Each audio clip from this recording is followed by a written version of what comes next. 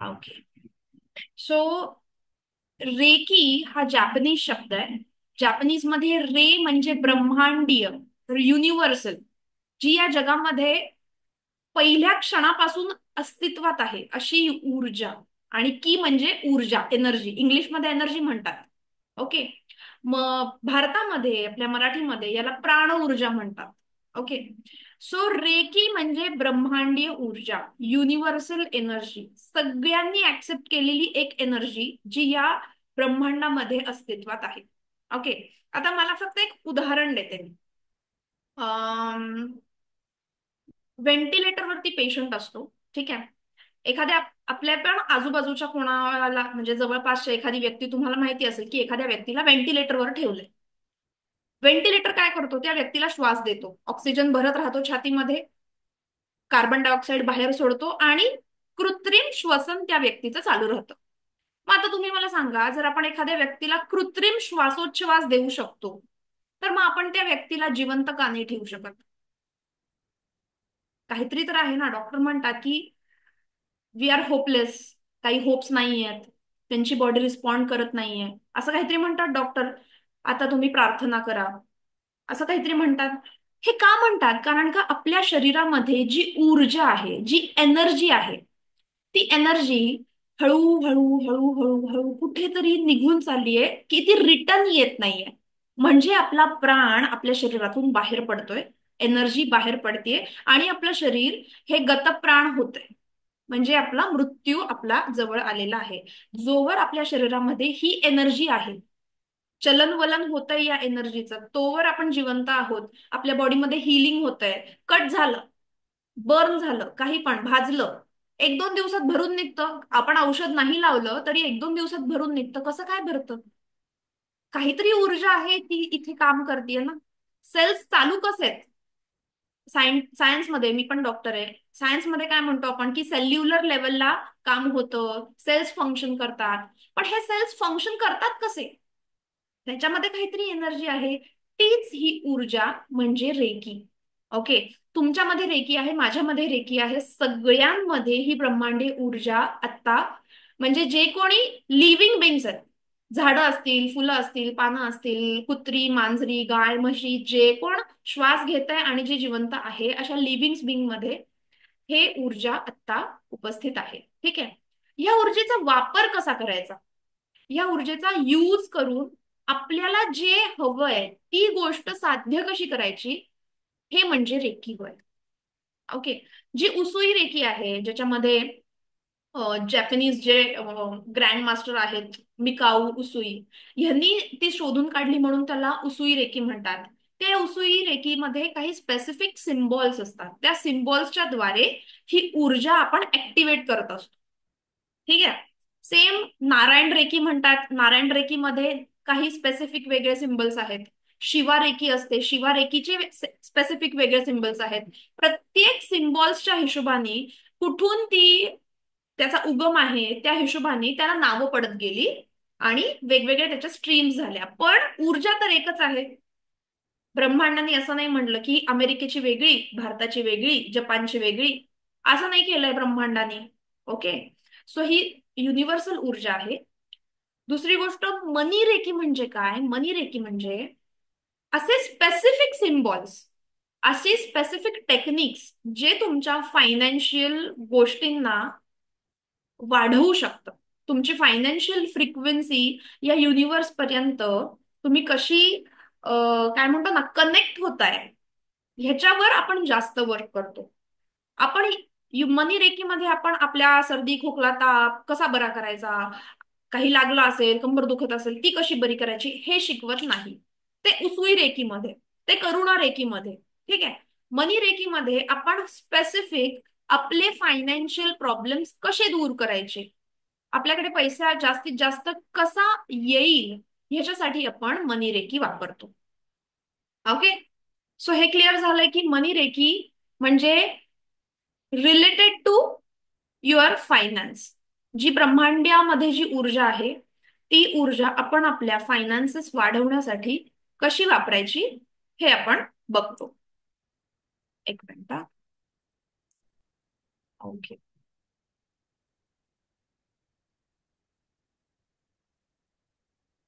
पुढे जाऊयात.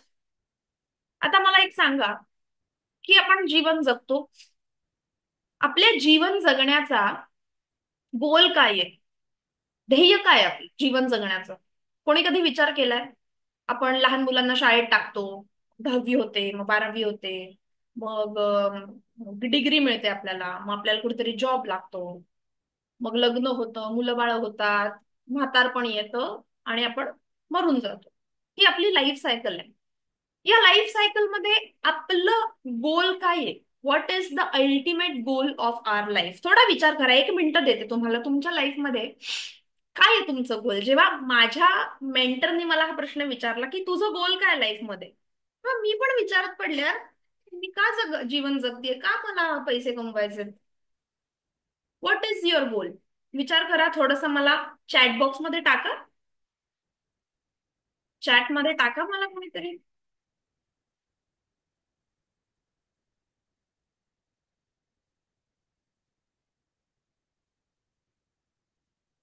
ओके, दिसतीये का? एक हसरी मुलगी, किती छान हसतीये बघा, खळखळून हसतीये. काय वाटतंय तिच्याकडे बघून? किती आनंदी आहे ती, किती हॅप्पी हॅप्पी आहे, हो की नाही? Happiness. What is ultimate goal of our life? आनंदी राहणं, हॅप्पी राहणं, बरोबर? हो की नाही? म्हणजे मला विचार करा, आपल्या मुलांनी 10वी मध्ये 90% मार्क पडले, आनंद होतो की होतो की नाही आनंद? 12वी मध्ये चांगले मार्क पडले, आनंद होतो. चांगल्या पगाराची नोकरी लागली, आनंद होतो. चांगली बायको मिळाली, चांगलं लग्नामध्ये चांगला लाईफ पार्टनर मिळाला, होतो की नाही आनंद? आपण लाईफ मध्ये ज्या गोष्टी करतो ना, छोटा आहे अगदी, त्याचा गोल खूप छोटा आहे, आनंदी राहणे. आज मला काय भाजी खायची आहे? आज काहीतरी चटपटीत बनवूया. का?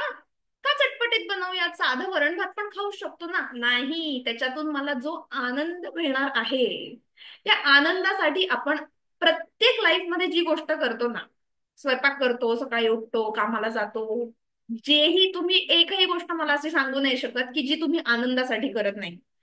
बरोबर की नाही? सो लाईफ मध्ये अल्टिमेट गोल काय आहे? आनंदी राहणे, बरोबर? लहानपण किती सुंदर असतं ना, आपल्याला कशाचं टेन्शन नसतं. खूप निरागसतेने आपण कुठल्याही छोट्या गोष्टीला आनंदी होऊन जातो. आपल्याला हॅपीनेस खूप पटकन मिळतो. कोणीतरी आपल्याला फक्त भॉक केलं ना तरी आपण आनंदी होऊन जातो, हो की नाही? पण मोठं जसं मोठं होतो, आपल्याला जबाबदाऱ्या येतात. आपल्याला कळतं की ह्या जीवनात जर आपल्याला जगायचं असेल तर काहीतरी आपल्याला रिस्पॉन्सिबिलिटी घेतली पाहिजे. मग अभ्यासाचं टेन्शन येतं, पुढे जाऊन मार्कांचं टेन्शन येतं, मग अजून पुढे जाऊन चांगली नोकरी, जास्त पैसा कमवण्याचं टेन्शन येतं. मग आजकाल लग्न करायचं झालं तर मग फ्लॅट पाहिजे मुलाचा, मग गाडी पाहिजे मुलाकडे, म्हणजे फक्त मुलाकडे नाही, मुलीकडे सुद्धा. सो आपल्यावर जबाबदाऱ्या यायला लागतात. ओके, लक्षात येतंय? आणि मग हा जो आनंद आहे, निरागसता आहे, कुठेतरी कमी व्हायला लागते, बरोबर? आणि मग आपण सतत 24 तास टेन्शन टेन्शन टेन्शन, सगळीकडे टेन्शन यायला लागतं. पटतंय का मी काय म्हणतेय? थोडस आपल्या लाईफला आपण रिवाइंड करून बघितलं तर असंच होतं प्रत्येकाच्या बाबतीत. थोडंफार प्लस मायनस असेल, गोष्टी वेगळ्या असतील, पण जेव्हा आपल्या लाईफमध्ये आपल्याला कळतं की आपल्या लाईफमध्ये आपल्याला जबाबदारी आलीये, रिस्पॉन्सिबिलिटी आलीये, तेव्हा आपला आनंद कुठेतरी कमी होतो. होतो की नाही? सो आपल्या लाईफचा मेन आहे गोल, तो म्हणजे आनंदी राहणे. ठीक आहे? सो तुम्ही मला सांगाल आता की आपल्या आनंदासाठी काय गोष्टी महत्वाच्या आहेत? What do you think? आपल्या आनंदासाठी काय गोष्टी महत्वाच्या आहेत? तर मला तुम्ही इथे दिसत नाही आहात कोणी. Let me. येस. थोडस मला माझ्याशी टाईप करून बोला. कोणी विचार केलाय आपल्या आनंदासाठी काय महत्वाचं आहे? कोणीतरी आधी हॅपी म्हटलं होतं. ओके. सो आपल्या लाईफचे ना सगळ्यात महत्वाचे 4 खांब आहेत, ज्याच्यावर आपल्या पूर्ण लाईफची ही बिल्डिंग जी आहे उभी केली आहे. सगळ्यात महत्वाचे 4 पैलू आहेत, 4 खांब आहेत. पहिलं म्हणजे आपलं शरीर. ठीक आहे? आपलं शरीर जर चांगलं असेल, आरोग्य चांगलं असेल आपलं, तर आपण आनंदी राहू शकतो. शकतो, बरोबर. जर तुमचं डोकं दुखतंय सतत, मग तुम्ही आनंदी कसे राहू शकता? कंबर दुखतीये सतत, काही ना काहीतरी चालू आहे, मग तुम्ही आनंदी राहू शकाल का? खूप पैसा आहे तुमच्याकडे पण तुम्ही आनंदी राहू शकणार नाही. ओके. सो पैलू आहे ते म्हणजे आपलं हेल्थ. दुसरा पैलू काय आहे? मन, आपलं माइंड. तुम्ही मनाने हेल्दी नाहीये. तुमचं मन सतत दुःखी आहे, चिंताग्रस्त आहे. मग तुमची हेल्थ कितीही चांगली असू दे, तुम्हाला इच्छाच नाही होणार बाहेर जाऊन जीवनाचा आनंद घ्यायची. तुम्ही घरातच कुढत बसणार, रडत बसणार, निगेटिव्ह थॉट्स येत राहणार. बरोबर. दुसरा पैलू म्हणजे आपलं मन, मेंटल हेल्थ. तिसरा पैलू हॅपीनेसचा तो आहे आपले रिलेशनशिप्स. रिलेशनशिप्स सगळ्यांसोबत, आपल्या फॅमिली सोबत, आपल्या स्पाऊस सोबत, पार्टनर सोबत, आपले मित्र मैत्रिणी, आपले सोशल जे रिलेशनशिप्स आहेत, तुम्ही जिथे काम करता, आपले कलिग्स, प्रत्येकासोबत तुम्ही काय इंटरॅक्ट करताय, तुम्हाला समाजामध्ये थोडीशी व्हॅल्यू मिळणं, हे पण हॅपीनेस असतो ना. कोणीतरी आपल्याला विचारतंय बाबा. सो हा पण एक पैलू आहे तुमचे रिलेशनशिप्स सगळ्यांसोबतचे. ठीक आहे. आणि तिसरं आणि सगळ्यात महत्वाचं, चौथं आणि सगळ्यात महत्वाचं, ते म्हणजे तुमचे फायनान्सेस, आर्थिक स्थैर्य, आर्थिक स्वास्थ्य. आता तुम्ही मला सांगा, ठीक आहे, अं, पैसा नसेल तुमच्याकडे, ठीक आहे, पैसे नाहीये, बरं वाटत नाहीये, डॉक्टरकडे जाऊ शकू का आपण? नाही. मन मन चंचल झालंय, काहीतरी चलबिचल होतीये मनात, चला फिरून येऊ. फिरता येईल? नाही. त्याच्यानंतर फॅमिली रिलेशन्स, जर पैसे नसतील तर फॅमिली रिलेशनशिप्स, आपले सोशल जे संबंध आहेत, राहतील आपले तेवढे चांगले? तुम्हाला काय वाटतं? कारण का आजकालच्या जमान्यात, ठीक आहे, जिथे आपण आत्ता 21व्या शतकात जिथे आपण राहतोय, तिथे प्रत्येक गोष्ट ही पैशाशी तोलली जाते. किती बरोबर किती चूक ह्याच्यामध्ये आता मी नाही बोलत आहे, पण जे बाहेर चालू आहे त्याच्याबद्दल मी सांगते की जर आपल्या खिशामध्ये पैसे नाही आहेत तर आपण एखाद्याच्या लग्नाला जाऊ शकत नाही. तिथे आपल्याला काहीतरी आहेर द्यावा लागतो. लोकांशी बोलताना प्रत्येक वेळेला आपल्याला कोणीतरी कमी लेखू शकतं. बरोबर. आपल्या घरामध्ये आपण ज्या घरात राहतोय त्या घराचे हप्ते असतात, रेंट असतो. छोट्या गोष्टी नाही आहेत ह्या. जर आपलं घर छोटं असेल किंवा आपण ते हप्ते देऊ शकत नसू, रेंट भरू शकत नसू, त्याचा स्ट्रेस येणार आहे. कुठे गेला हॅपीनेस? गेला. ओके. सो जेवढं जेवढं बघितलं गेलेलं आहे, जेवढे रेकॉर्ड्स आहेत, 90% लोकांना जो प्रॉब्लेम आहे, मेंटल प्रॉब्लेम, हा फायनान्शियल क्रायसिसमुळे आहे.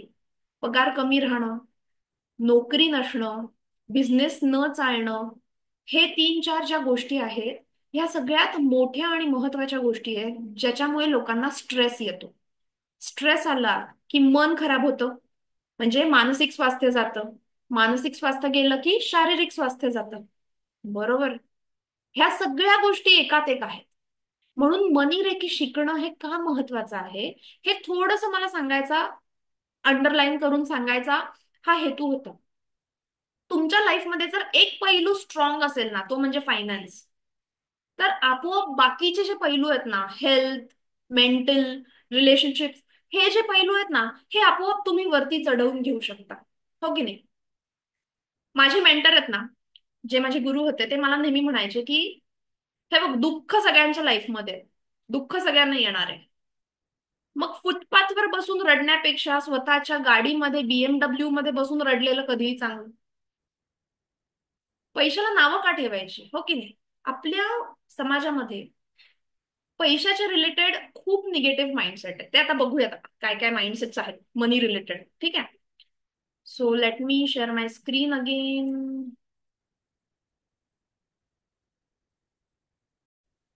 सो हॅपीनेस हा महत्वाचा आहे.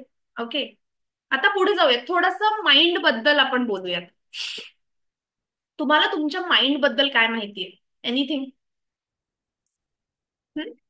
सो सायन्सनी ठीक आहे, मी एक डॉक्टर आहे म्हणून मी प्रत्येक वेळेला पहिल्यांदा सायन्स काय म्हणतं याच्याकडे बघते. कारण का मला ते शिकवलं गेलंय ना. जेवढी आमची शिक्षण असते त्याच्यामध्ये प्रत्येक गोष्ट स्टडीज, सायंटिफिक स्टडीज म्हणून जेव्हा मी ऑकल्ट हिलिंग मध्ये आले, मला फार अवघड गेलं विश्वास ठेवणं की असं होऊ शकतं का. जेव्हा विश्वास ठेवला, त्याच्यानंतर ती जादू, ती मॅजिक, ती गोष्ट माझ्यापर्यंत यायला लागली. ठीक आहे. सो आपले माइंड जे आहे ना, ते माइंड आपण दोन गोष्टींमध्ये डिवाइड केलेलं आहे. हे तुम्हाला माहिती असेल, आजकाल खूप व्हॉट्सअप नॉलेज येतं, युट्यूब नॉलेज असतं लोकांकडे. सो हे बऱ्यापैकी माहिती असेल. सो सबकॉन्शियस माइंड किंवा अनकॉन्शियस माइंड आणि कॉन्शियस माइंड. ओके. फरक काय आहे या दोघांमध्ये? जसं मी इथे एक चित्र दिलंय बघा. एक आईसबर्ग आहे. एक बर्फाची शिळा आहे. समुद्राच्या वरती टायटॅनिक मूवी बघितला असेल सगळ्यांनी. टायटॅनिक मूवी मध्ये ते जहाज असं धडकतं एका बर्फाच्या मोठ्या शिळेला. वरतून दिसताना ही शिळा छोटी दिसते. असं वाटतं की ठीक आहे, 10 फुटच आहे, 12 फुटच आहे. पण खाली ती किती मोठी असेल ह्याचा आपल्याला पत्ता लागू शकत नाही. ओके. खाली ती खूप लॉंग असते. सेम आपलं जे कॉन्शियस माइंड आहे ना, हे फक्त 5 ते 10% यूज होतं. 5 ते 10%. म्हणजे कॉन्शियस माइंड काय काय विचार करतं बघा. आपल्या जे डेली ड्युटीज आहेत, चला आता सकाळी उठूयात, काम करूयात, ही भाजी करायची का ती भाजी करायची, हे जे डेली रुटीनचे टास्क आहेत ना, ऑफिसला जायचंय, दात ब्रश करायचे, अंघोळ करायचे आहे, हा जो विचार आपण कॉन्शियसली करतो बघा, की आता हे झालं की हे काम करू, ते झालं की ते काम करू, हे जे डेली ऍक्टिव्हिटीज आहेत ते कॉन्शियस माइंड आपलं बघतं, which is only 5 to 7% daily. आपलं जे ब्रेनची जी कपॅसिटी आहे त्याच्यामध्ये नॉर्मल लॉजिक आणि रिझनिंग, एखाद्या गोष्टीचं लॉजिकल आणि रिझनिंग देणं, की मला 10 वाजता ऑफिसला पोहोचायचंय तर 9 वाजता घरातून निघालं पाहिजे, हे रिझन आहे, लॉजिकल रिझनिंग आहे. हे आपलं कॉन्शियस माइंड थिंक करतं.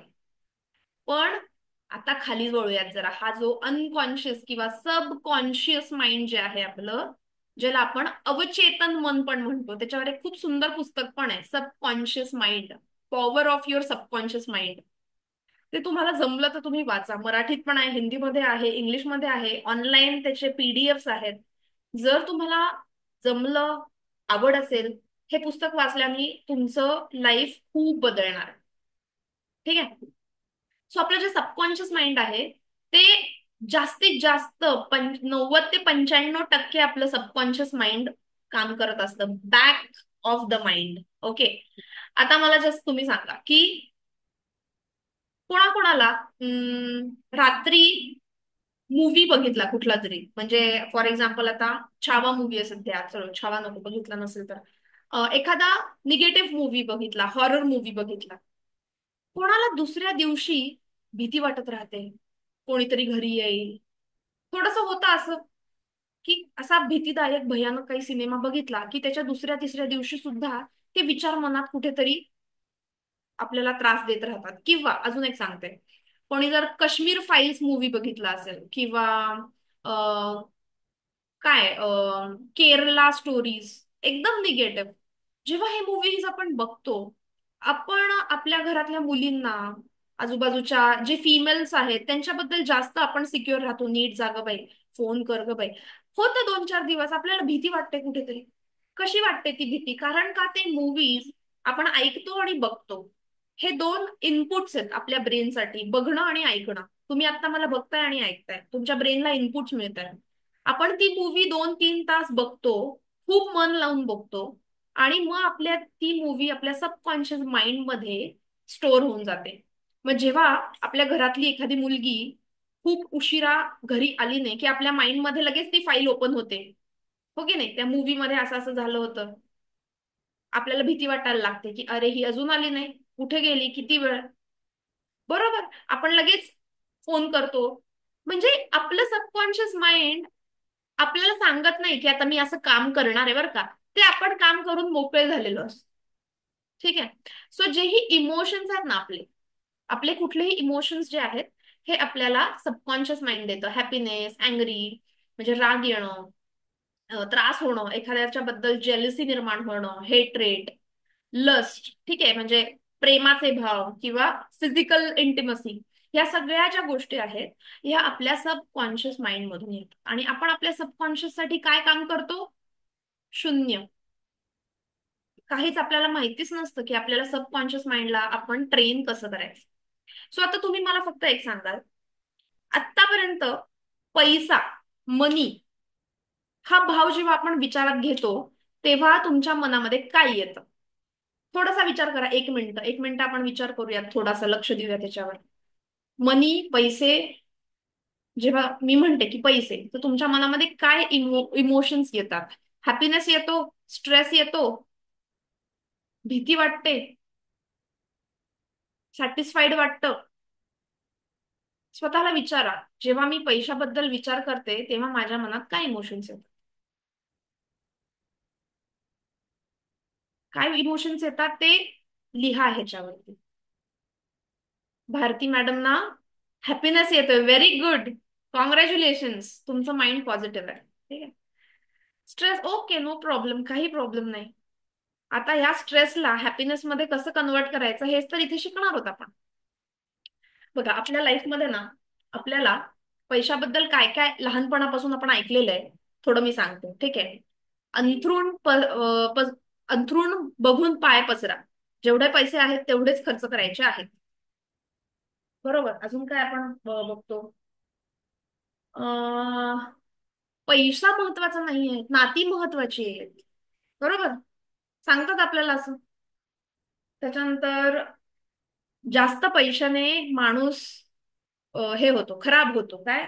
माणसं बदलतात, पैसा आला की माणूस बदलतो, हो की नाही? असं म्हणतात की नाही? माझे आई बाबा तर म्हणायचेच हे. आता आता मी पॅरेंट आहे, मी माझ्या मुलांसमोर असं नाही बोलत, पण माझे आई वडील मला आठवतंय असं नक्कीच म्हणायचे. अजून काय की अजून काय निगेटिव्ह बिलीफ पैशाबद्दल? काय काय काय परचेस करायचे? हा, गिरीश सर म्हणतात पैसे म्हटला की त्यांना काय काय खरेदी करायचे ह्याचं त्यांना आठवतंय. ठीक आहे. सो बेसिकली आपल्या लाईफमध्ये, आपल्या सराउंडिंग मध्ये जे आपण मिडल क्लास लोक जो आहोत, त्यांच्या आपल्या सबकॉन्शियस माइंडमध्ये पैशाच्या रिलेटेड थोडेसे निगेटिव्ह बिलीफ्स आपल्या समाजाने, आपल्या आई वडिलांनी, आपल्या नातेवाईकांनी आपल्याला पेरून दिलेले आहेत. पैसा कमवणं अवघड असतं. कोण म्हटलंय असं? कोण म्हणतं? प्रत्येक वेळेला विचारा, जर इथून पुढे तुम्हाला कोणीही तुमच्या प्रगतीच्या आड आलं, तुला जमेल का, तुला नाही जमणार, त्यांना उलट विचारायचंय आपण, का? मला का नाही जमणार? पैसा कमावणं अवघड असतं का? सोपं असतं, मी कमवून दाखवेन. प्रत्येकाला व्हाय विचारा. का? पैसा आला की नाती खराब होतात का? असं नाहीये, उलट आहे. पैसा कमवण्यासाठी तुम्हाला वेळ द्यावा लागणार आहे. तुम्ही आता जर 8 तास जॉब करताय, तुमचं जर प्रमोशन झालं, तुम्हाला 10 तास काम करावं लागणार आहे. मग ते 2 तास तुम्हाला तुमच्या फॅमिलीला देता येणार नाहीयेत, बरोबर आहे? पण जो पैसा येईल त्याने तुमची फॅमिली हॅपी होणार आहे. मग तुम्हाला प्रमोशन नको आहे का? ते 2 तास तुमच्या फॅमिली सोबत घालवण्यासाठी तुम्हाला, म्हणजे काय महत्वाचं काय आहे हे आधी आपल्याला विचारात घेतलं पाहिजे. ओके, चलो, सो पुढे जाऊयात. सो पहिली गोष्ट आहे की आपल्या मनामध्ये जे पैशाच्या रिलेटेड निगेटिव्ह बिलीफ्स आहेत ते आपल्याला ब्लॉकेजेस तयार करतात. आता ब्लॉकेजेस म्हणजे काय सांगतो?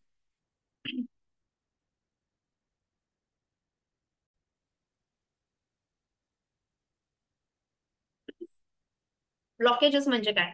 सिंपल मराठी भाषेमध्ये अडथळे. माझं एक काम म्हणजे बरेच लोकांचे, आता जे न्यूमरोलॉजी मध्ये मी कन्सल्टेशन घेते, प्रत्येकाचा एकच असतो, मी खूप मेहनत करते पण मला ना त्याचं तेवढं रिटर्न्स येत नाहीत, अडथळे येतात. बरोबर. खूप लोकांचा हाच प्रॉब्लेम असतो की काय म्हणू आपण ब्लॉकेजेसला? अडचणी. बरोबर, अडचणी. सारख्या अडचणी येतात. तर ह्या अडचणी डेव्हलप कुठून होतात? What are the blockages? So occult healing जसं जसं मी शिकायला गेले, त्या ऑकल्ट हिलिंग मध्ये मला या ब्लॉकेजेस किंवा आपल्याला ज्या अडचणी येतात ह्याचे काही रिझन्स आहेत. ठीक आहे. सो पहिलं म्हणजे आपलं सबकॉन्शियस माइंड, आपलं सबकॉन्शियस माइंडचे ब्लॉकेजेस. दिसतीये माझी स्क्रीन? दिसते सगळ्यांना? ओके. सो सगळ्यात पहिलं म्हणजे आपलं माइंड, आपलं मन. ठीक आहे. आपलं मन आपल्याला काय सांगतंय हे महत्वाचं. जर आपल्या मनाने आपल्याला काही सांगणं सोडून दिलं म्हणजे ब्लॉकेजेस आहेत. ओके. सबकॉन्शियस माइंडचे ब्लॉकेज, जसं आता आपण पैशाच्या म्हणजे आर्थिक गोष्टींबद्दल बोलतोय. सो मला एक फॉर एक्झाम्पल एखादी व्यक्ती आहे, त्याला बिझनेस चालू करायचा आहे, पण मनापासून तो थोडासा भीती आहे त्याच्या मनात की मला जमेल की नाही, मला बिझनेस करायचा आहे, मी एवढा पैसा त्याच्यासाठी घालवतोय, पण मला त्याच्यातून रिटर्न्स येतील की नाही, नोकरीमध्ये प्रमोशनसाठी खरंच मी कॅपेबल आहे या प्रमोशनसाठी, मला एवढे पैसे मिळण्यासाठी, हे जे खरंच का मला मिळेल का, हा जो निगेटिव्ह सेन्स येतो ना, त्यांनी आपल्याला फायनान्शियल ब्लॉकेजेस येतात. सो पहिलं म्हणजे सबकॉन्शियस ब्लॉकेजेस, ठीक आहे, पैसे न मिळण्याच्या मागे किंवा अडचणी येण्याच्या मागे. दुसरं गोष्ट म्हणजे एनर्जी ब्लॉकेजेस. एनर्जी म्हणजे काय, आपल्या आजूबाजूला प्रत्येक गोष्टीला एनर्जी असते. जसं आपल्या शरीराला आभामंडल, ऑरा असते, हे आपण पुढच्या क्लासमध्ये शिकणार आहोत हळूहळू प्रत्येक गोष्टीबद्दल. हा. सो एनर्जी ब्लॉकेजेस म्हणजे काय, आपण जिथे राहतो तिथे वास्तू दोष असू शकतो. वास्तूची पण एनर्जी असते, बरोबर, प्रत्येकाला माहिती असेल, किंवा ज्याला माहिती नसेल त्यांना सांगते की आपण ज्या वास्तूमध्ये राहतो, आपण जी वास्तू, ज्या प्रकारे फर्निचर ठेवलंय, ज्या प्रकारे बेड ठेवलाय, ज्या प्रकारे आपलं किचन आहे, किचन वरती भांडी ठेवली आहेत, या प्रत्येक गोष्टीला एनर्जी असते. ती एनर्जी कधी कधी ब्लॉक देऊ शकते आपल्याला, म्हणून आपण वास्तुशास्त्र शिकतो आणि वास्तूचे कन्सल्टेशन असतात, बरोबर. त्याच्यानंतर न्यूमरोलॉजी. न्यूमरोलॉजी म्हणजे अंकशास्त्र. आपण ज्या दिवशी जन्मलेलो आहोत, आपले जे नाव आहे त्या नावाचा एक नंबर असतो. सो त्या नंबर्सनी आपल्याला काही ब्लॉकेजेस येतात, अडथळे येतात. ऍस्ट्रोलॉजी. ऍस्ट्रोलॉजी म्हणजे आपली पत्रिका. पत्रिकांमध्ये ग्रहांमध्ये काही दोष असू शकतो. त्या ग्रह दोषांमुळे आपल्या लाईफमध्ये अडचणी येत आहेत किंवा पैसे मिळत नाहीयेत, पैशांच्या संदर्भात प्रॉब्लेम्स डेव्हलप होत आहेत, बरोबर. तिसरं म्हणजे कार्मिक ब्लॉकेजेस. कार्मिक ब्लॉकेजेस म्हणजे काय, तर आपण जे कर्म करतो लहानपणापासून, आपण जे कर्म करत आलोय, मग याच्यामध्ये फक्त लहानपण नाही, आपल्या आधीच्या जन्मांची कर्म पण असतात, आपले पितृकर्म पण असतात. पितृकर्म म्हणजे काय, फॉर एक्झाम्पल, आज मी एखाद्या घराण्यामध्ये जन्माला आले, पण त्या घराणं आधीपासून सावकाराचं घराणं होतं. सावकारांनी लोकांना खूप त्रास दिलेले आहेत मागच्या एक दोन तीन पिढ्यांआधी. जे सावकार होते त्यांची आत्ताची जी तिसरी चौथी पिढी आहे ना, ती खूप प्रॉब्लेम मध्ये आहे. कारण का, त्यांच्या त्या पिढ्यांचे जे कार्मिक ब्लॉकेजेस आहेत ते आज ह्या त्यांच्या पुढच्या पिढ्यांना लागलेले आहेत. ठीक आहे. एनर्जी शेवटी त्या घराण्याचं ते कार्मिक ब्लॉकेजेस आहेत. ठीक आहे. पुढे जाऊयात. Past life blockages. Past life म्हणजे प्रत्येक जण, जर तुम्ही थोडस सनातन धर्मीय असाल, थोडस तुम्हाला माहिती असेल की आपण आज जे भोग आहेत किंवा उपभोग आहेत, हे आपल्या मागच्या जन्मापासून आपण काहीतरी गाठोडं घेऊन आलेलो असतो. मागच्या जन्माचे जर माझे कर्म खूप चांगले असतील, तर आज मी इथे उपभोगायला आलेली आहे. मागच्या जन्मी जर मी कोणाला त्रास दिलेला असेल, तर आज मी त्याचा त्रास पुन्हा भोगायला आलेली आहे. सो पास्ट लाईफ ब्लॉकेजेस काही असतात. आणि एनी अदर ब्लॉकेजेस म्हणजे जे, जसं की काही ब्लॅक मॅजिक होतात, नजर दोष असतो, एखाद्याला नजर लागते, जसं की स्पिरिट्स म्हणजे काही आत्मिक दोष असतात, कुठून तुम्ही पास झालात आणि तिथले काही निगेटिव्ह एनर्जीज तुमच्यापर्यंत आहेत. सो असे काही निगेटिव्ह ब्लॉकेजेस असतात ज्याच्यामुळे आपल्याला अडचणी येत असतात. लक्षात येत आहे. बरेचदा आर्थिक अडचणी ह्या आपल्या सबकॉन्शियस ब्लॉकेजेसमुळे, 80% वेळेला या सबकॉन्शियस ब्लॉकेजेसमुळे येतात.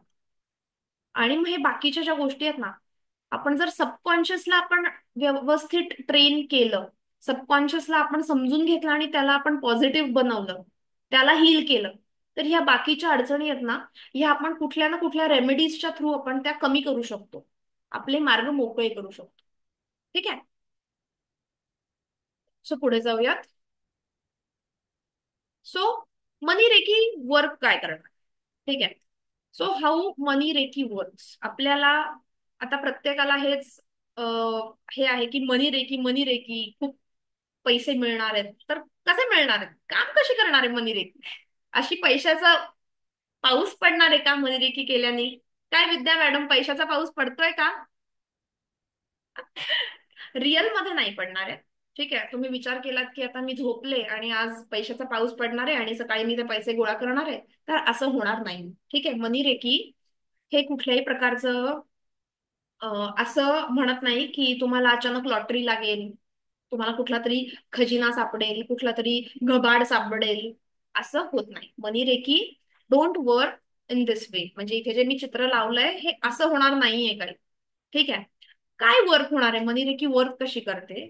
तर मनी रेकी आपले जे ब्लॉकेजेस आहेत, मग हे कुठल्याही प्रकारचे ब्लॉकेजेस असतील, सबकॉन्शियस असतील, एनर्जी ब्लॉकेजेस असतील, कार्मिक ब्लॉकेजेस असतील, ह्या सगळ्या प्रकारच्या फायनान्शियल ब्लॉकेजेसला मनी रेकी हळूहळू कट ऑफ करायला लागते, काढायला लागते, काढायला लागते. आता एक छोटस एक्झाम्पल देते. लहान मुलांची आपण दृष्ट काढतो, बरेचदा असं होतं. अं कुठेही बाहेर जाऊन आल्यानंतर लहान मुलगा रडायला लागतो. छोटी बाळं असतात 1-2 वर्षाची.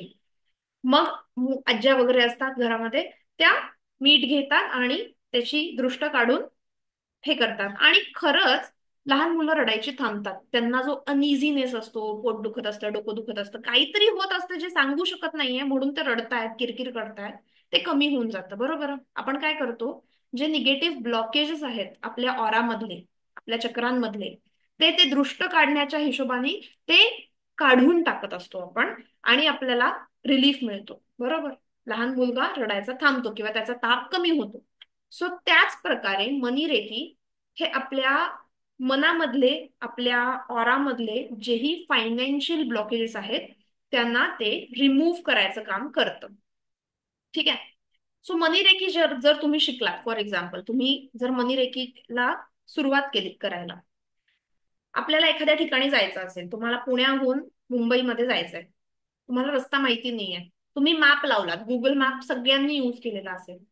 तुम्ही मॅप लावल्यानंतर निश्चिंत होता डोक्यातून, आता मला ह्या मॅपच्या, हे मॅप जिथे नेईल मला तिथे जायचंय, हा विचार करतो आपण. बरोबर?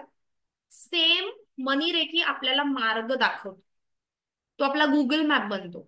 की तुमचा जर गोल हे आहे, तुम्हाला डेस्टिनेशन टाकायचंय की मला 2 वर्षामध्ये, आज मी जर 20,000 कमवते, मला 2 वर्षामध्ये 1 लाख रुपये कमवायचे.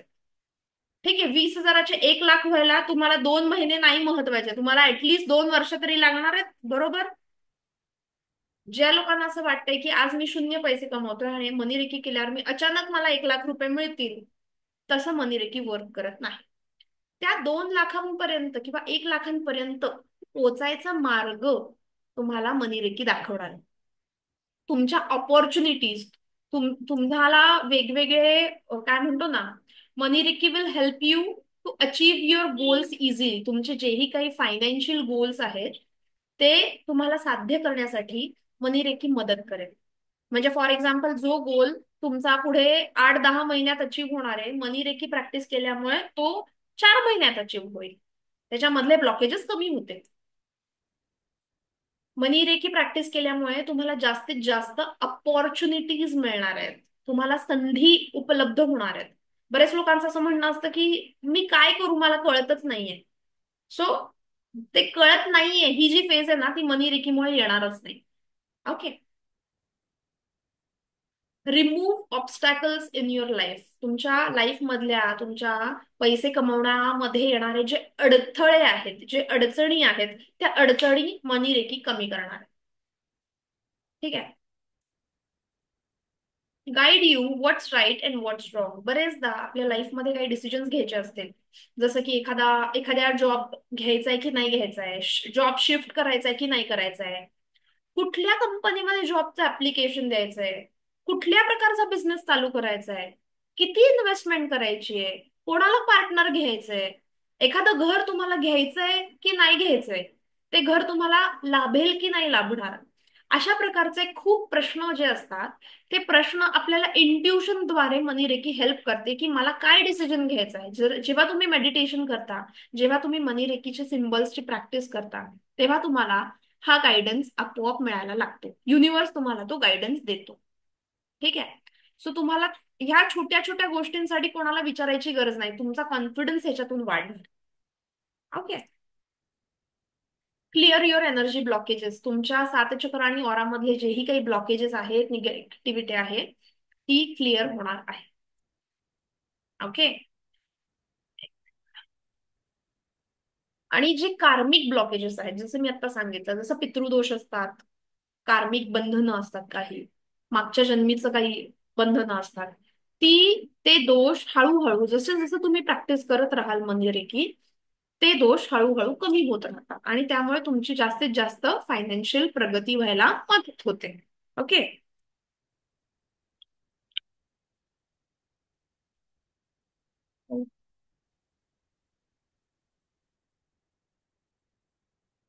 मी आतापर्यंत जे काही बडबड केली, ठीक आहे, त्याच्यात मध्ये जर तुम्हाला काही क्वेश्चन्स असतील, थोडासा वेळ देते, कारण का बरेचदा काय होतं, मी बोलतेय तुम्ही ऐकताय.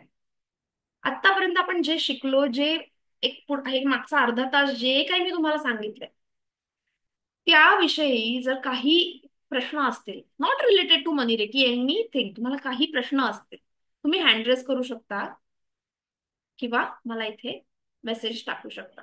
हं? मनी रेकी शिकल्यापासून, म्हणजे आता माझ्या लाईफमध्ये सगळ्यात आधी मनी रेकी आली आणि मग नॉर्मल उसुई रेकी मी शिकले. सो माझा एक अनुभव सांगते की मनी रेकी जसं आपण शिकायला लागतो, पूर्वी जेवढे पैसे मी हार्ड वर्क करून मिळवत होते, की बाबा माझं क्लिनिक होतं स्वतःचं, मी कुठे कुठे जॉईन होते, ऍज अ डॉक्टर म्हणून मी जॉईन होते, पूर्ण 12 तास मेहनत मेहनत करत होते, धावपळ करत होते, आणि मग कुठेतरी तो जो अमाऊंट होता 1 लाख रुपये भर माझं असायचं की मला 1 लाख रुपये कमवायचे. ती 1 लाखाची जी अमाऊंट आहे ना, ती खूप हार्डवर्क करून मंथ एंडला माझ्या खिशात यायची. जसं जसं मी मनी रेकी प्रॅक्टिस करायला लागले, मला 1 लाख रुपये मिळत होते, पण माझं जे लाईफ होतं ना, दॅट वॉज मच इझी. मला एकदम प्रत्येक गोष्टीमध्ये आनंद मिळायला लागला, पहिली गोष्ट. कारण का मला ते 1 लाख कसे मिळतायत, मी त्याच्यासाठी काय मेहनत करतेय हे कळायचंच नाही. It was so easy. ते म्हणतात ना, माझ्या लाईफ मधले हर्डल्स, माझे पाथवे क्लिअर होत गेले, ब्लॉकेजेस क्लिअर झाले, हळूहळू माझं इन्कम वाढायला लागले. सो तुम्ही विचार करत असताल, आज मी 5-10 हजार कमवतीये किंवा आज मी 50 हजार कमवतोय, मनीरेकीची प्रॅक्टिस केल्यावर 2 महिन्यात मी 1 लाख रुपये कमवीन, असं नाहीये. पहिल्यांदा तुमचं सबकॉन्शियस क्लिअर होईल, तुम्हाला कळेल की तुम्ही किती पैसे कमवू शकताय, मग तुम्ही स्वतःला इव्हॉल्व्ह कराल आणि हळूहळू पैशाची आवक वाढेल. ठीक आहे. सो सगळ्यात महत्वाचं, इथे कुठल्याही प्रकारचा विदाऊट, म्हणजे काय म्हणतो ना आपण, अंधश्रद्धा, अंधश्रद्धा आपण कुठल्याही प्रकारची पसरवत नाहीये. मी स्वतः सायन्स स्टुडंट आहे, मी स्वतः डॉक्टर आहे. ट्राईड आणि टेस्टेड खूप लोक वापरतायत, हजारो लोक आज भारतामध्ये मनीरेकी यूज करतायत, शिकवतायत. ठीक आहे. सो ही जी आपण शिकणार पुढे उद्या, आता आपण एनर्जी सिस्टीम म्हणजे काय, मनीरेकीला कॉल कसं करायचं, मनीरेकी आपल्या लाईफमध्ये काय करू शकते, हे सगळं आपण उद्याच्या सेशनमध्ये बघणार आहोत. पण आजच्या सेशनमध्ये जे आपण सबकॉन्शियस माइंड बद्दल शिकलो, त्या सबकॉन्शियस माइंडला क्लीन करण्यासाठी आपल्याला काहीतरी होमवर्क आज मी देणार आहे. ठीक आहे. तर तो होमवर्क तुम्हाला करायचा आहे इथून पुढे एव्हरी डे.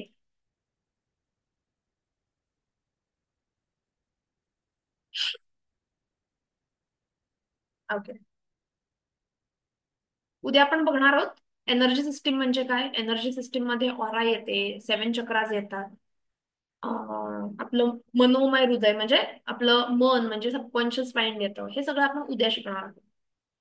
पण आजपासून जर तुम्ही स्वतःला खरंच प्रॉमिस केलं असेल, आणि या क्लासमध्ये हे जे 3 तास तुम्ही मला देणार आहात, 3 दिवस 3 तास मला जे देणार आहात, त्या त्याच्यातून तुम्हाला खरंच जर चांगलं काहीतरी आउटपुट हवं असेल, तर आता जो मी होमवर्क तुम्हाला देतेय, तो तुम्हाला इथून पुढे पुढे 45 दिवस करायचा आहे, 45 डेज तुम्हाला करायचं आहे. सगळ्यात पहिलं म्हणजे दररोज सकाळी अंघोळीच्या पाण्यामध्ये मीठ टाकायचं. एक मूठभर खडे मीठ घ्यायचं. त्या मिठाला सांगायचं की हे मिठा किंवा हे salt, please remove my all blockages, please remove my all blockages. त्या मिठाकडे बघायचं. जेव्हा तुम्ही एखाद्या गोष्टीकडे बघता, ती एनर्जी तुम्ही त्या गोष्टीला देत असता. मराठीमध्ये सांगते की हे मिठा माझ्या शरीरातले, ऑरामधले सर्व नकारात्मकता दूर कर. हे सांगायचं त्या मिठाला, बादलीमध्ये ते मीठ टाकायचं आणि त्या मिठाच्या पाण्याने आंघोळ करायची. ओके, पुढे 45 दिवस तुमचा मूड खूप चांगला राहील, मूड स्विंग्स कमी होतील, आजार पण कमी होईल, एकदम फ्रेश वाटेल, अख्खा दिवस तुमचा खूप फ्रेश जाईल आणि तुमचं मन खूप पॉझिटिव्ह राहील. या 4 गोष्टी होतील जर तुम्ही हे इथून पुढे करायला सुरुवात केली. अगदी छोटीशी गोष्ट आहे. एक मूठभर मीठ पाण्यात टाकून मिठाला सांगून अंघोळ करायची. परत एकदा सांगा. ओके, लक्ष द्या सगळ्यांनी. एक मूठभर खडेमीठ घ्यायचंय. खडेमीठ म्हणजे अगदी 20-25 रुपये किलोनी मिळतं. खडेमीठ असतं ते. हिमालयन रॉक सॉल्ट जे असतं ते वेगळं असतं. पिंक सॉल्ट असतं ते वेगळं असतं. पांढरं असतं खडेमीठ. ओके, खडेमीठ घ्यायचं हातामध्ये. हातामध्ये त्याच्याकडे बघायचं, त्याला सांगायचं, हे मिठा माझ्या शरीरामधली, मनामधली आणि ऑरामधली सर्व नकारात्मकता दूर कर. Please remove all my blockages. आणि पाण्यात टाकायचं मीठ आणि त्या पाण्याने अंघोळ करायची आहे. हे पुढे 45 दिवस रोज करायचं आहे. ओके. आतापर्यंत मी माझ्या खूप क्लासेसमध्ये हा सगळ्यात सोपा उपाय सांगितलाय, पण तो खरंच तुम्ही करताय का ट्राय, हे महत्वाचं. करा, फायदा होईल, तुमचाच फायदा होईल. ओके. याच्यानंतर एक ऑडिओ ट्रॅक आहे. हं? तो ट्रॅक मी तुम्हाला आता आपल्या ग्रुपवरती पाठवणार. तो डाउनलोड करून घ्या तुमच्याकडे. रात्री झोपताना, जेव्हा तुम्ही रात्री झोपायला जाल, झोपताना तो ट्रॅक लावायचा आणि आपल्या कानापाशी ठेवा किंवा साईडला ठेवा, खूप जवळ नका ठेवू मोबाईल. किंवा मग कानात हेडफोन टाका आणि मोबाईल लांब ठेवून तो ऐकत ऐकत झोपायचे. ठीक आहे, त्याने काय होणार आहे, तुमचे 7ही चक्र, तुमची ऑरा, तुमचं मन हे हील व्हायलाच लागणार आहे. जे हिलिंग म्हणजे काय असतं, रिकव्हरी. लहानपणापासून आपल्या लाईफमध्ये जे काय गोष्टी होतात, ट्रॉमाज येतात काही ना काहीतरी, ते ट्रॉमाज हील करायचं काम ते साऊंड थेरपी करणार आहे. तर ती साऊंड थेरपी रोज रात्री झोपताना तुम्ही आपल्या बेडरूम मध्ये लावून ठेवा मोबाईलवर, किंवा तुम्ही हेडफोन्स घाला. तुम्हाला बाकीच्यांना ऐकवायचं नसेल, तुम्ही हेडफोन्स घाला आणि लावा. ठीक आहे. सगळ्यांनी ऐकली, तुमच्या बेडरूम मध्ये जे कोण झोपतंय, तुमचा नवरा, मुलं, सगळ्यांनी जर ते ऐकलं तर त्यांचं पण हिलिंग होईल ना. सो त्यांना म्हणाव की तुम्ही तुमचं झोपा, मी फक्त हे साऊंड लावणार आहे साईडला, ते साऊंड ऐकत ऐकत तुम्हाला झोपायचं आहे. ओके. खूप इफेक्टिव्ह आहे, खूप इफेक्टिव्ह आहे. तुम्ही जर खरंच तो साऊंड ऐकत झोपलात, तुम्हाला उद्या सकाळी इतकं फ्रेश वाटेल, असं वाटेल की कुठून तरी एनर्जी खूप वाढली, एनर्जी. हे खूप इफेक्टिव्ह आहे. सो हे तुम्हाला पुढे करायचंय, करत राहा. मी असं नाही सांगत की एवढे दिवस करा, तेवढे दिवस करा, जास्तीत जास्त करा. ठीक आहे. ओके.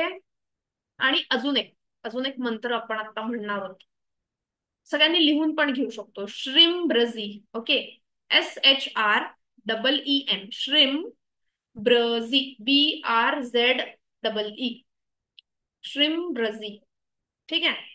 सो ह्याला स्विच वर्ड पण म्हणतात. स्विच वर्ड म्हणजे काय, जे आपल्या सबकॉन्शियस वरती ऍक्ट होतं. आणि ह्याला वैदिक असा थोडासा, म्हणजे आपल्या भारतीय ऍस्ट्रोलॉजीचा थोडासा पाठिंबा असा आहे की श्रीम हा लक्ष्मीच्या रिलेटेड वर्ड आहे. श्रीम, प्रत्येक लक्ष्मीच्या श्लोकामध्ये श्रीम हा शब्द येतोच. बीज मंत्र आहे लक्ष्मीचा, लक्ष्मी देवीचा. आणि ब्रझी म्हणजे आपल्या लक्ष्मी देवीची कृपा ठेवण्यासाठी, आपले जे ब्लॉकेजेस आहेत, फायनान्शियल ब्लॉकेजेस दूर करण्यासाठी श्रीम ब्रझी हा जो स्विच वर्ड आहे, मंत्र म्हणू शकता, श्रीम ब्रझी, हा आपल्याला रोज कमीत कमी 108 वेळेला जप करायचंय, चॅन्ट करायचंय. तुम्ही हातावर मोजा. श्रीम ब्रझी, श्रीम ब्रझी, श्रीम ब्रझी. तुम्ही जप माळेवर करा. ठीक आहे. किंवा तुम्ही युट्यूबवर, मी ह्याचे पाठवेल तुम्हाला लिंक्स, युट्यूब वरती तुम्हाला 108 वेळेला श्रीम ब्रझीचा मंत्र मिळेल, 1008 वेळेला मिळेल. त्याचं चॅन्टिंग आहे ते लावा आणि त्याच्या साईड बाय साईड तुम्ही ऐकत राहा काम करता करता. जेवढं तुम्ही श्रीम ब्रझी जास्तीत जास्त वेळेला चॅन्ट करणार आहे, तुमचे फायनान्शियल ब्लॉकेजेस कमी होणार आहेत. ओके. श्रीम रजी आता आपण सगळे मिळून करूयात. 7 मिनिटाचा आहे. 7 मिनिटाचा आहे. पुढे 7 मिनिटं आपण क्लास संपवण्यापूर्वी आपण श्रीम रजी आता करणार आहोत. ओके. सो मजा येते का शिकायला? काहीतरी नवीन शिकायला मिळतंय का? का काय म्हणतो ना, महाशिवरात्रीचं भजन कीर्तन क्लास झाला की झालं सगळं? ओके, येस, मजा येते सगळ्यांना. सो आता आपण काय करणार आहोत? आता आपण काय करणार आहोत, थोडंसं पाणी पिऊन घ्या प्रत्येक जण. आपण एक 7 मिनिटाचं मेडिटेशन करणार आहोत. श्रीम रझीचं मेडिटेशन आहे, ठीक आहे? थोडंसं पाणी पिऊन घ्या. प्रत्येक वेळेला मेडिटेशन करताना आपल्याला आपल्या शरीरामध्ये जलतत्व जास्तीत जास्त ठेवायचं.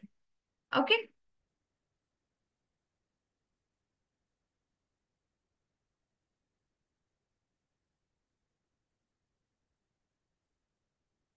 जे लोक अटेंड करतायत, आता मेडिटेशन करणार आहेत,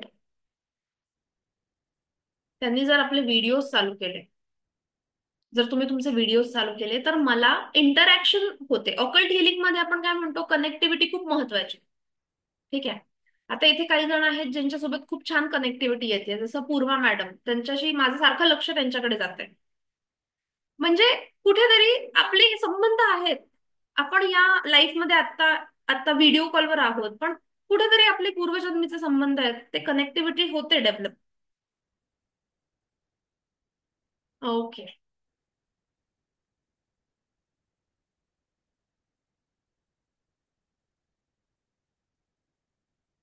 एक मिनिट.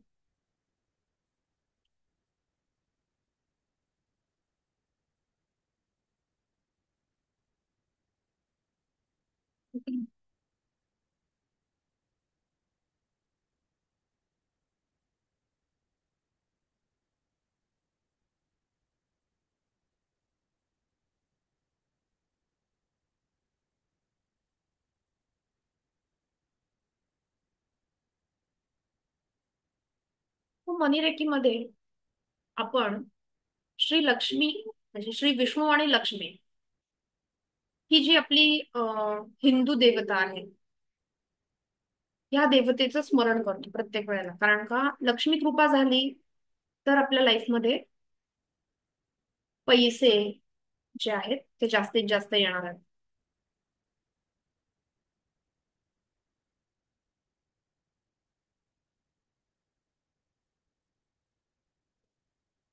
सो आजचं आपलं श्रीम ब्रझीचे जे मेडिटेशन आहे, आपण काय करणार आहोत,